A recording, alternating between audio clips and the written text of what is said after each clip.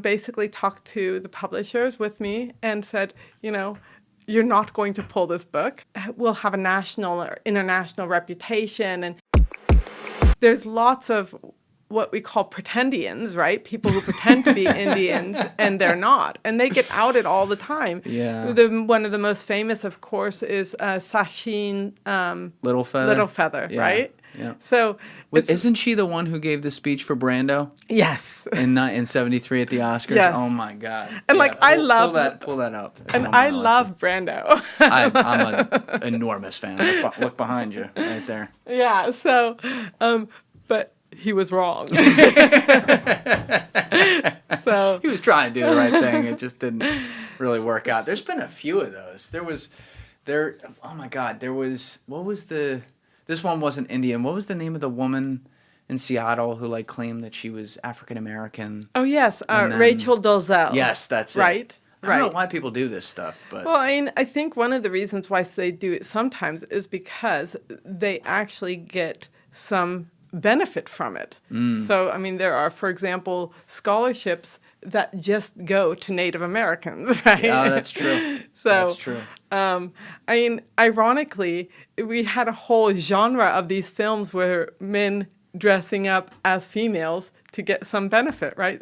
The whole bosom buddy thing, or Some Like It Hot is about that. So it's, there is that. But yeah, so I ended up, my co-author, Jim, basically talked to the publishers with me and said, you're not going to pull this book. Given that he's now a retired attorney, he wasn't retired at the time, that probably worked in our favor. And basically, they didn't pull the book, but they sent out an apology letter for publishing it. And they said that they would try to, the classic apology, we'll try to do better next time. We'll try to do better. We're glad we got to make money on this and put our authors through the ringer, but we'll be better. Yeah. And so the other thing was that the open letter against the book had over 1,000 signatures, which is huge for an academic book. And I just know that most of those people didn't read the book, because had they read it, it would have been one of the best-selling, best-read books of the year in my field, right? Yeah. And none of them read it. And the other thing is that the letter came so quickly after it came out that it seemed unlikely that people had read it. And then, then people would sign it, and then a whole bunch of other people would sign it. Half of my department signed it, and all of the graduate students. So it was a huge thing. And so what basically ended up happening is I called the chair of my department to let him know. And he's like, oh yeah, I've seen some of this trouble. No worries. Thanks for keeping me up to date. And he acted sympathetic. But that was December of 2020, I believe. Okay. Right?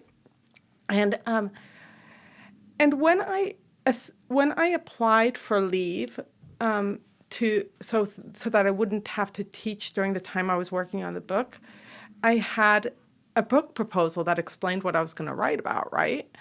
And my chair had to approve that proposal and write his comments. And he was like, oh, Elizabeth takes a very controversial perspective on the repatriation issue.